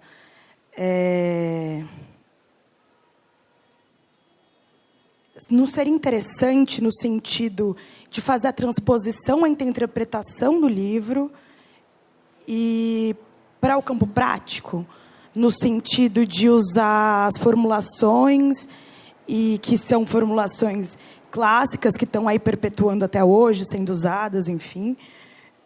Mas não é interessante tentar, nessa análise do discurso, na análise dessa posição política, na hora de se transpor, e na hora de se entender como, enfim, como profissional, atuante. Por exemplo, quando você pega o caso da moradia, enfim, dos quilombolas, assim. Nesse sentido, enfim, a gente pode tentar dizer que não tem projeto atrás da construção desse tipo de habitação social. Mas, se a gente for pensar que esse tipo de habitação social está sendo produzida por um determinado tipo de determinado arquétipo de arquiteto, um determinado arquétipo de urbanista, por um determinado arquétipo de cidade. E para suprir, e para fomentar, e para um determinado tipo de mercado. Então, não se produz cidade, mas se produz cidade. Se produz uma cidade que é dormitório para abastecer de mão de obra, teoricamente, a cidade que é a cidade formal. Então, nesse sentido, não sei, gostaria de saber um pouco como lidar e ler politicamente esse discurso da Jacob, para conseguir fazer essa transposição entre o campo teórico, o campo da conjectura mais política no sentido mesmo acadêmico, para o campo prático, que é onde nós, enfim, que é o campo tanto epistêmico quanto de produção de conhecimento que a gente tem dentro de uma faculdade de urbanismo e arquitetura. É um pouco sobre isso. E como você chama? Luara. Luara. Luara, acho que a tua pergunta é central. Mas só colocando um pouquinho de complexidade na posição da Jacobs, eu falei, eu acho que ela tem uma posição política. No caso, por exemplo, do Minha Casa Minha Vida, ela seria, né, se a gente tivesse que fazer a interpretação a partir dos textos dela, seria absolutamente contra o Estado colocar essa quantidade de dinheiro, mas não só pela padronização, colocar essa quantidade de dinheiro para construir habitação. Porque a proposta que ela tem no Morte e Vida das Grandes Cidades é o seguinte, seria mais na linha de o Estado garante financiamento a preços mais baixos para que cada um possa ser proprietário na vida dela, todo mundo é proprietário, todo mundo tem uma ideia de home ownership, né, de titularidade da propriedade muito forte, e cada um tem que construir o seu. E o Estado pode dar as condições da diversidade. Então, por exemplo, a habitação de interesse social construída pelo Estado, nunca. Porque ela vai dizer exatamente isso, não vai levar em conta as necessidades e tal. Mas aí a pergunta, será que num país que tem uma desigualdade habitacional gigantesca, etc., não faz sentido o Estado ter políticas habitacionais, de habitação de interesse social, etc.? Faz, mas aí você pode criticar pelo outro lado, dizendo, tem que ter habitação de interesse social, mas tem que ouvir as pessoas, tem que contemplar as necessidades e tal. Mas na posição dela, eu acho que ela falaria que o Estado não tem que ter política de habitação social. Tem que ter política de financiamento para o indivíduo, para a família. Então, essa coisa da transposição para a prática fica difícil quando ela é uma meio camaleoa. Então, por isso que tem essa coisa de uma disputa de qual é a Jacobs que você quer reivindicar. Porque é um campo em que você consegue puxar para o democrático, mas você também consegue puxar para o Estado mínimo. E ela é super a favor do capitalismo florescente, né? Ela quer que isso aconteça, mas é um capitalismo de pequenos produtores, de pequenos vendedores. E daí também tem uma pergunta do quanto que esse capitalismo, de fato existia na década de 60, de fato existia sem o Estado, ou existia sem direito, né? Porque você ter grandes empresas e para você ter pequenos, de fato, concorrendo numa competição de livre mercado, porque é uma das ideias dela, de fundo, na real, você precisa de regulação para que o grande não acabe com tudo. Então, ela dá um papel muito grande à vitalidade, à diversidade e da espontaneidade, o que, se a gente for olhar para um outro lado, é complicado de sustentar. Então, por isso que eu acho que a nossa posição, sei lá, a minha, se eu tivesse que defender hoje o que eu acho que tem que ter uma junção daquelas duas críticas que eu falei. Tem que ter a crítica que o Boltanski e a Capello chamam de estética, ou seja, contra a inautenticidade, a favor da liberdade, contra uma vida inteiramente regulada? Tem. Isso, por exemplo, é um dos pontos fulcrais do direito à cidade do Lefebvre, em 68, está falando exatamente disso, quanto a vida na cidade é inteiramente regulada. Tem uma nova alienação que não é na fábrica, etc. A cidade emula isso. Mas, por outro lado, tem que ter uma crítica social no sentido de redistributiva. Tem desigualdade, tem miséria, tem que juntar as duas coisas. Assim. Não pode ser uma coisa descolada da outra. E acho que esse é o desafio, de juntar essas duas coisas. Acho que alguns movimentos por direito à cidade fazem isso, outros não. Então, por exemplo, o Ocupa Estelita, de Recife, está fazendo exatamente a junção das duas coisas, dizendo, olha, eu não quero que esse cais, que é histórico, vire empreendimento imobiliário de Torres, porque, empreendimento imobiliário de Torres não é uma cidade autêntica. 2, não está levando em consideração as necessidades das pessoas. Estou só valorizando o capital, estou criando uma ausência de liberdade. Mas, por outro lado, é uma apropriação das pessoas da cidade e que faria sentido levar em conta necessidades sociais de uma cidade que tem problemas de miséria. Então, vamos juntar as duas coisas nesse lugar? Então, acho que tem movimentos que conseguem fazer as duas coisas. Ou então, movimentos por moradia também fazem isso, dizendo, olha, eu estou ocupando esse prédio porque eu não quero, eu preciso de moradia, isso é exercer a função social, então moradia é um direito e eu estou aqui reivindicando na crítica social. Mas, por outro lado, eu também estou contestando uma cidade que é inteira gentrificada, que tem um Starbucks a cada esquina, que é padronizada, que é exatamente igual em todos os lugares. Então, tem uma junção das duas críticas em vários movimentos hoje. Eu acho que isso não existe na Jacobs. Eu acho que a noção social ela vai ficar sempre sobredeterminada. O importante para ela é a diversidade. A gente consegue extrair coisas muito interessantes disso? Consegue, para a prática hoje. Que é exatamente aqueles pontos que a gente estava discutindo. Olha, tem que ser de baixo para cima. O técnico não tem uma solução da prancheta. Eu tenho que prestar atenção. Existem conflitos, que no caso dela talvez apareça muito pouco. Eu tenho que ver o que é espontâneo. Enfim, tudo isso. Eu tenho que ouvir as pessoas. Eu tenho que levar em consideração o detalhe. Então, acho que da prática dá para tirar isso. O problema, eu acho que quando entra o papel do Estado, enfim, e como que resolve questões em escalas maiores, né? Porque resolver numa rua de classe média, no Greenwich, no Village, que é a rua dela, que já tem toda essa diversidade, etc., talvez seja fácil, né? Então, alguns autores criticam ela dizendo o seguinte: olha, ela conseguiu ser uma militante muito aguerrida para impedir que o Moses construísse uma avenida, mas ela preservou o Village para hoje virar super gentrificado, com as casinhas super bonitinhas, que agora custam milhões, e porque não tinha essa preocupação de como vai ser o uso, de qual vai ser a classe social que está lá. Claro que talvez seja injusto com ela, porque, né, não podia antecipar. Mas tem uma questão aí de como entra a gentrificação, como entram todos esses processos que não estão no radar dela. Assim. Então, não sei, para a gente atualizar, acho que teria que pensar as duas coisas, não simplesmente transpor a Jacobs para os dias de hoje.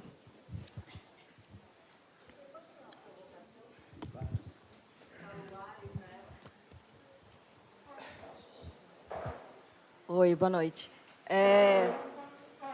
Lógico que é incontestável o texto da Jacobs, mas você não acha, até pelo como você iniciou a sua fala,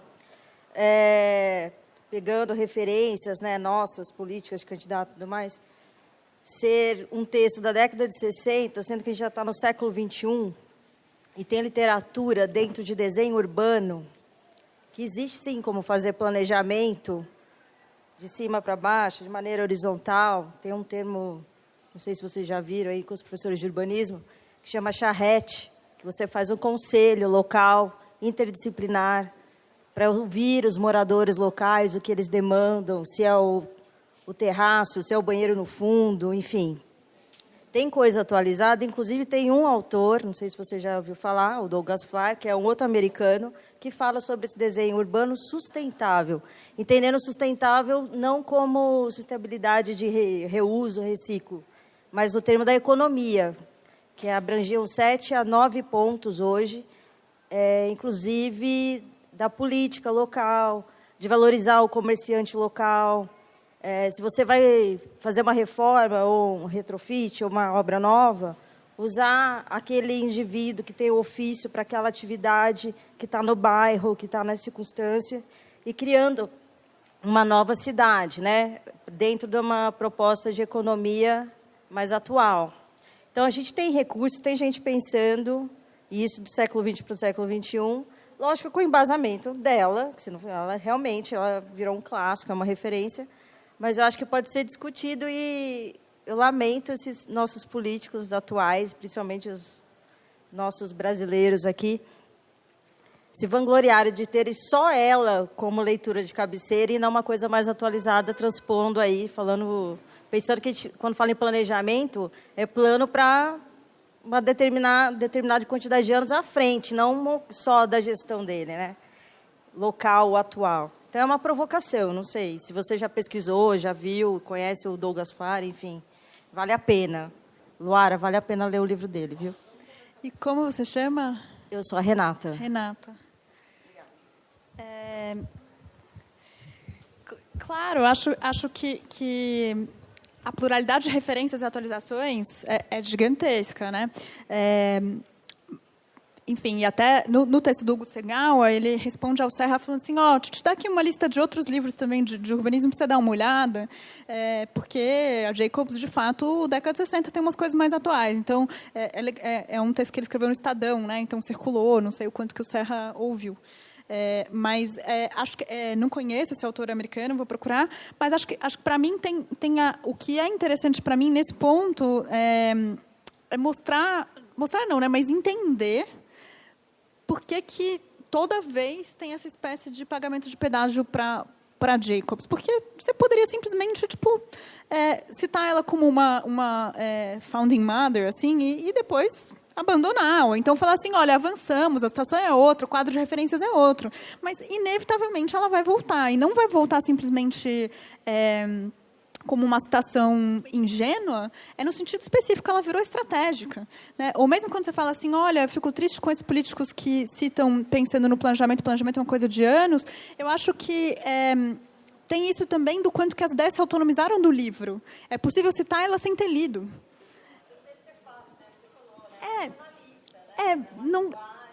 Não sei o quanto que o texto é fácil, ou as pessoas acham que o texto é fácil. Eu acho que o texto é bem complexo.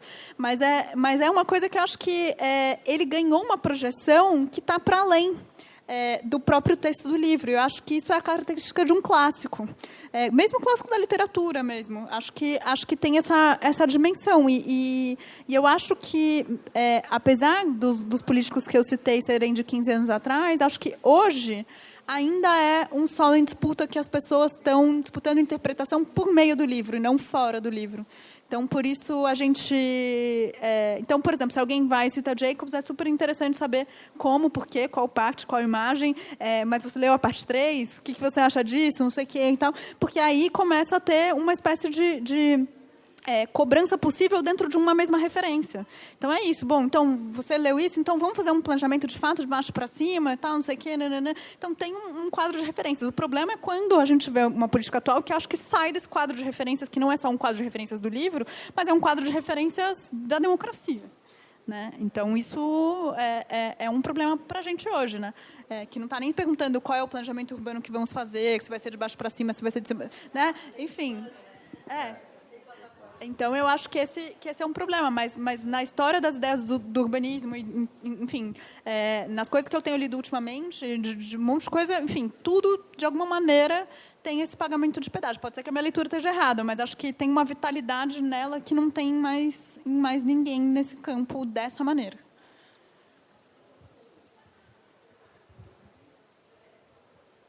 Deixa eu fazer talvez uma última pergunta, pelo menos minha última, e se alguém mais tiver, ainda tem tempo de fazer, pelo menos mais uma rodada. Vai um pouco nessa questão, vou tomar esse gancho da apropriação, da Jacobs, de ela ser uma referência viva ainda. Eu estava comentando antes, aqui do seminário, de como... essa minha pergunta, vou tentar passar por outras questões que eu acho que são interessantes na Jane Jacobs,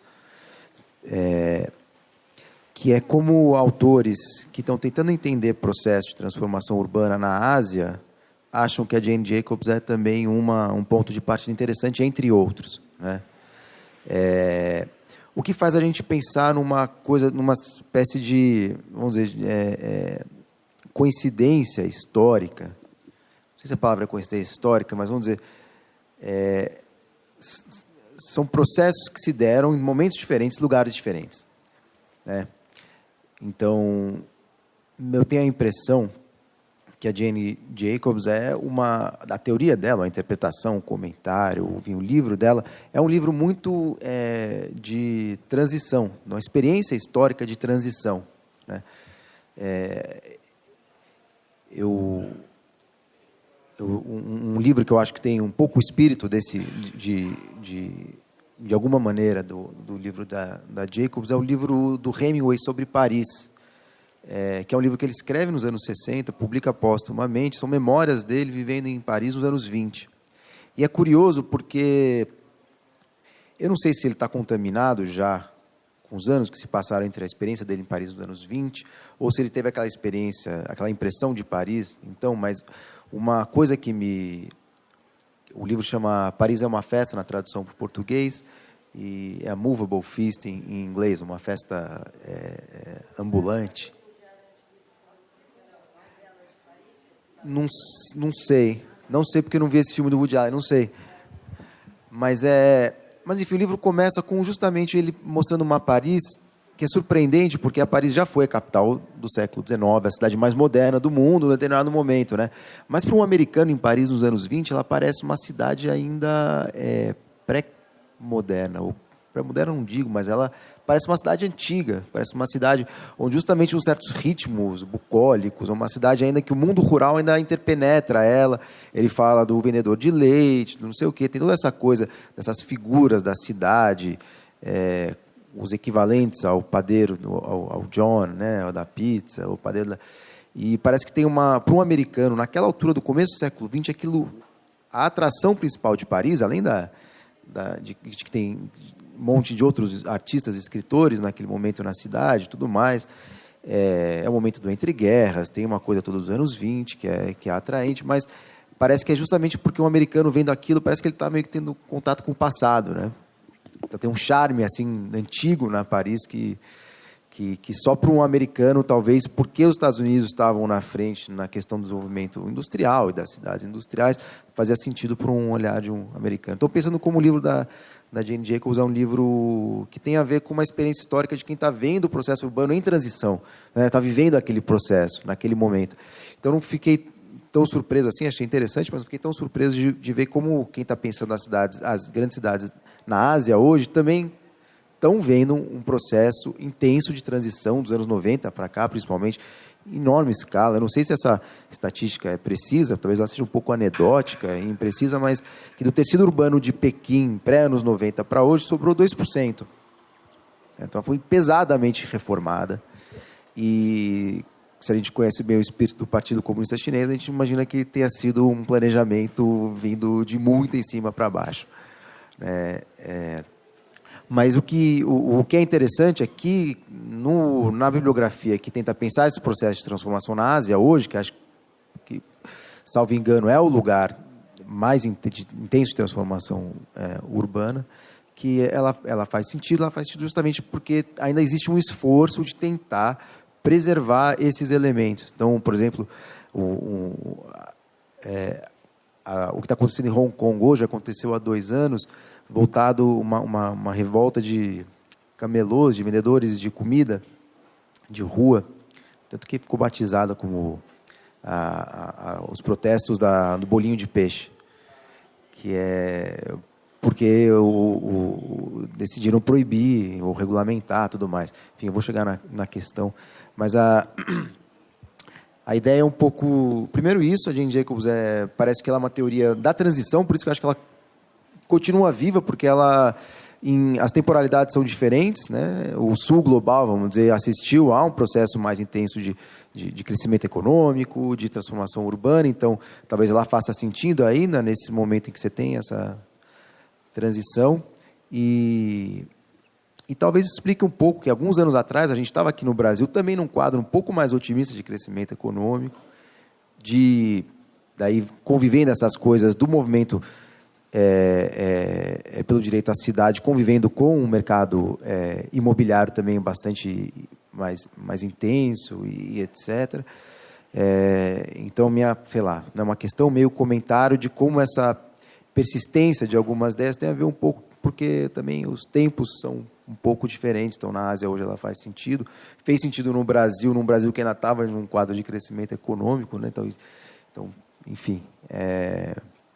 sei lá, é mais um comentário, mas, sei lá, o que você comentaria em troca. Não, acho que é bem interessante. Eu não conheço esse livro, como chama? Messy Cities? Messy Urbanism? Messy Urbanism, que é a ideia de que essas cidades asiáticas ainda preservam um pouco essa bagunça, essa desordem é funcional, ela faz parte do tecido urbano, convive com as partes, vamos dizer, modernas, as estruturas modernas da cidade, convivem essas...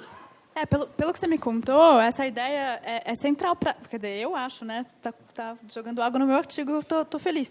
Mas essa correlação entre ordem e desordem, eu acho que é central para ela, porque ela diz o seguinte, olha, o planejador que acha que ele é o detentor da técnica, ele chega num lugar e ele acha que é desordenado. Ele acha que é desordenado por quê? Porque ele não prestou atenção, porque ele não falou com as pessoas. Então, a aparente desordem, que ele quer ordenar, ele quer pegar um conceito da cabeça dele e organizar. Ele fala, aparente desordem, na verdade, ela é uma ordem, e ela é uma ordem inata. É uma ordem que ela existe ali, você só tem que perceber. E, para perceber, você precisa rebaixar a sua posição como se fosse hierarquicamente superior e se colocar como mais um observador. E por isso que a gente estava falando da antropologia, por isso que a gente estava falando da etnografia, por isso que a gente estava falando de todas essas coisas que rebaixam, no sentido não de achar que a ciência não é importante, mas no sentido de dizer, olha, não existe um saber técnico que domina todos os outros, né? Pelo contrário, o saber é mais um e precisa prestar atenção. Então, eu acho que, nesse sentido de ordem e desordem, é super importante. Também a gente consegue ler em retrospectiva, se a gente for pensar o Luz Kovarik, né, na Espoliação Urbana, tem um capítulo que chama Lógica da Desordem, um pouco tentando mostrar o elemento contrário. Quando as pessoas falavam assim, olha, a cidade não tem planejamento, ele falava, não, tem planejamento sim. Só que o problema não é um planejamento pensando na necessidade das pessoas, é um planejamento pensado na espoliação urbana e na extração de mais-valia em dois jeitos, tanto no capitalismo industrial normal, quanto da exploração da pessoa que, no seu tempo livre, tem que pegar 3 horas de ônibus, tem que construir a própria casa, tem um capitalismo de baixos salários que expropria a pessoa de 2 maneiras. Então, essa discussão entre ordem e desordem, acho que também está presente nos nossos estudos urbanos desde da década de 70, com outra chave, né? Dizendo, olha, tudo que você diz que não é planejado, na verdade mas planejado pelas necessidades do capital, se você quiser. Então, acho que esse ponto é super importante para a gente discutir justamente a importância dela de dizer, olha, não é desordem, né? A ordem, ela existe, mas você tem que prestar atenção. E, ao mesmo tempo, talvez, né, essas grandes cidades chinesas que são construídas de um dia para o outro são completamente a antítese do que talvez ela acharia relevante, né? Um Estado super forte, centralizador, que vem com um plano de cima para baixo completamente homogêneo, que está pré-fabricado e instaura num território. Então, dá para usar ela para criticar esse tipo de coisa, né? Acho que é um livro de transição, sim. Eu acho que ela pegou ali o livro é publicado em 61, então não tem o potencial de conflito do final da década de 60, né, em que o conflito vai explodir em todos os lugares, inclusive nos Estados Unidos, e aí vão ser conflitos raciais, de classe, feministas, pacifistas, ecológicos, né, enfim, novos movimentos sociais aparecendo. E acho que talvez a gente só consiga ver como transição porque ela faz a marca, né? E daí a gente vê, aqui vira, né? Mas acho que é uma mudança de paradigma mesmo para tentar pensar essa questão da técnica, e vários outros autores vão corroborar em outros campos, né? Eu já falei aqui do Lefebvre, mas o Le Droit à la Ville, né, o Direito à Cidade, foi escrito em 68, publicado em 69, tem isso como chave, dizendo, olha, o urbanismo planificador ele tá acabando com a vida cotidiana, está acabando com os ritmos próprios, isso é mais uma forma de alienação, então uma interpretação marxista.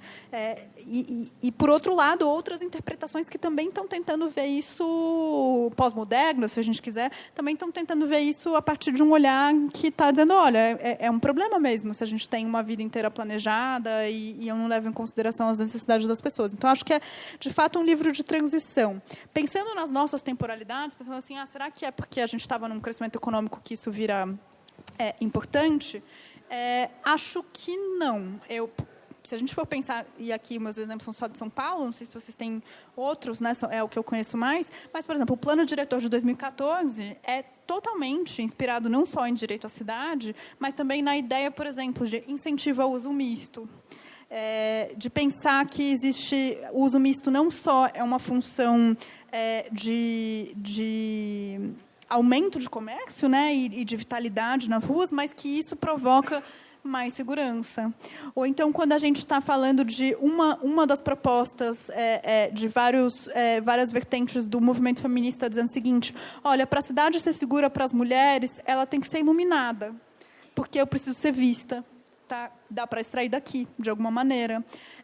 Então, eu acho que talvez tenha deslocado do campo do discurso oficial dos políticos, porque os nossos políticos pioraram, mas não necessariamente dos urbanistas e planejadores de movimentos de reivindicação.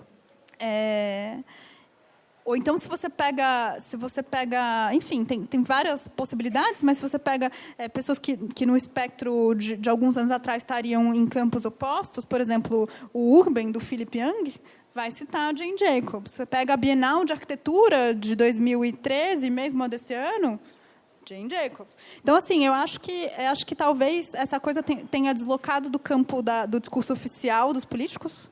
Eu não achei, pelo menos, nenhuma referência, pode ser que tenha, né? Ou talvez eles tenham parado de escrever textos para a Folha de São Paulo antes de se candidatar. Ou de escrever textos, talvez. E talvez as referências sejam muito outras. Por exemplo, eu mapeei no meu mestrado, enfim, eu mapeei algumas das referências de discursos políticos, por exemplo, a cidade global, e talvez isso tenha virado, né, um novo slogan, a nova chave, no discurso de políticos oficiais, mas acho que essa ideia continua muito presente, mesmo em urbanistas. Claro que eu citei muito mais urbanistas ditos progressistas do que especificamente do campo conservador, mas acho que é uma constante, uma frequente, desde a associação do bairro de ZEG, né, de zona exclusivamente residencial, está dizendo, olha, tem que levar em conta a minha necessidade aqui, dos jardins, etc., e vai reivindicar a Jacobs, quanto, por exemplo, de movimentos sem teto. Então, acho que ainda um solo que organiza, de alguma maneira, as disputas mesmo da nossa cidade aqui, não só da Nova York da década de 60 ou das cidades asiáticas. Bom, eu tinha falado que era a última, mas eu vou só uma rapidinho. Vou brincar com a ideia de tudo que é sólido desmancha no ar, né? Que é uma frase do Marx, né? Do manifesto, né? Que é nessas tensões que não são, pelo que eu entendo, que você fala, que você escreveu, não são só das ideias da Jane Jacobs, mas são da própria cidade moderna, né? Ou contemporânea, né? Elas são a ordem e desordem, a autenticidade e a monotonia, ou a diversidade e monotonia. Quem que tende a se dissolver no ar? As contradições persistem, e essa é a dinâmica das nossas sociedades, das nossas cidades, ou alguém se dissolve no ar, a autenticidade se dissolve e fica no passado, quer dizer, a tendência é essa, ou de jeito mais otimista, não. Existe uma possibilidade de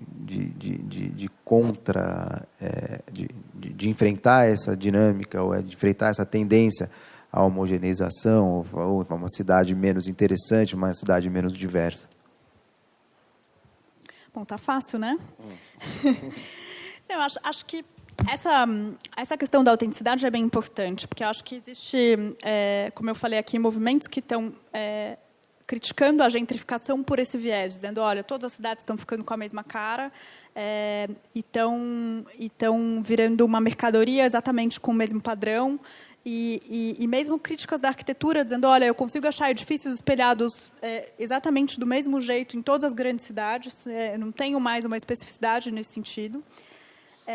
Mas também existe uma resposta de incorporação da crítica à autenticidade. Então, tem uma espécie de retorno à ideia de que, bom, então, se é autêntico o que você quer, então vamos fazer um bairro que tem a padaria de fermentação natural, que tem o mini mercado, que tem aquela madeira que finge que é antiga, que daí tem as coisas escritas com o nome em francês para dar aquele ar do charme do velho, etc. Então, eu vendo a autenticidade como mercadoria também, e você se sente num lugar super autêntico, porque é um bairro de elite que tem tudo, de alguma maneira, cenarizado para ser diferente. Então, isso também é uma coisa. Então, em vez de ter um Starbucks, um McDonald's em todos os lugares, vamos ter o café super cool, descolado, que é o pequeno, que não sei o quê e tal. Isso é outra forma de gentrificação, né?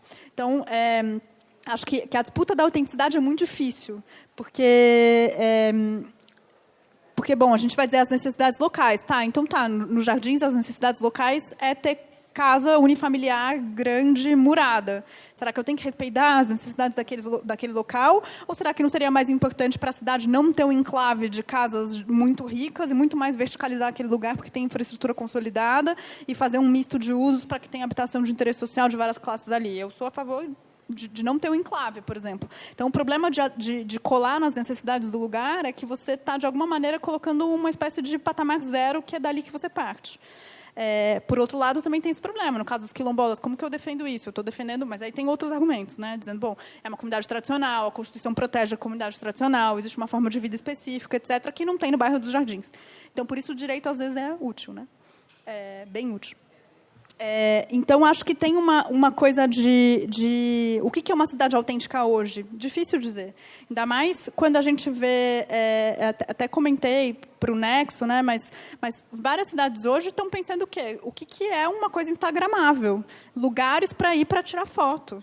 Então, é fabricado para parecer bonito, autêntico, etc., aparecer na foto, numa coisa muito parecida com a ideia do Pelourinho, etc., né? de fabricar um cenário, de atrair turistas, disso virar um grande espetáculo para as pessoas. Né? E um dos meus outros temas caros, né? Que é a regulação do Airbnb, né? Que isso está explodindo, isso só massificou o turismo em outros lugares. Então, existe uma competição das cidades para ter atrativos diferenciais, mas que, no final, acaba sendo construções artificiais de cenário. Né? E as cidades estão um pouco... Quando você vai na Europa hoje, em cidades centrais turísticas, isso está estourando. Né? As pessoas estão dizendo, olha, o centro das cidades, que vocês acham autêntico, charmoso, antigo e tal, virou um grande parque temático. Porque as pessoas não podem mais morar ali, porque virou proibitivamente caro de morar. Aqui a gente ainda não está vendo isso com toda a extensão do problema, porque as cidades europeias são muito menores do que a escala das nossas cidades e os centros históricos são muito mais consolidados, mas é o tipo de problema que a gente está enfrentando. Então, tentando responder, tudo que é sólido desmancha no ar, acho que é uma questão das tradições e de tudo que a gente tinha por seguro, né? no caso do Marx e do Bergman. Né? Eles estão tentando, o Bergman especificamente, pensar o que é moderno. Né? O moderno é a ausência de referências do passado, no sentido da tradição, e a construção de padrões novos. Mas acho que talvez a gente esteja diante de uma situação análoga, guardadas as devidas proporções, porque até pouco tempo atrás a gente achava que democracia era um dado, né? Que ninguém discordava da ideia de que tinha que ter uma democracia, ou então que liberdades civis e políticas também eram razoavelmente um dado, apesar delas não serem distribuídas para todo mundo, era razoavelmente consenso. E hoje a gente está vendo que isso está em xeque, né? Que isso não é nem um pouco consenso, que isso não é nem um pouco trivial, e por isso que, quando a gente estava conversando aqui, a gente ficou falando o quanto que o padrão de referência dos nossos políticos também mudou, né? Porque o quadro de referências mudou. Então, talvez esse quadro de referências em que democracia era um dado, em que diversidade era um dado. Bom, está tendo censura anunciada, né? Não é nem velada. Então, a gente está num outro momento agora que talvez esse quadro de referência esteja desmanchando, né? Derretendo, e aí com consequências dramáticas em todas as escalas, mas acho que nas cidades ainda maiores, porque a gente consegue ver isso claramente na nossa vida cotidiana. Legal, Bianca, super obrigado. Imagina, eu que agradeço.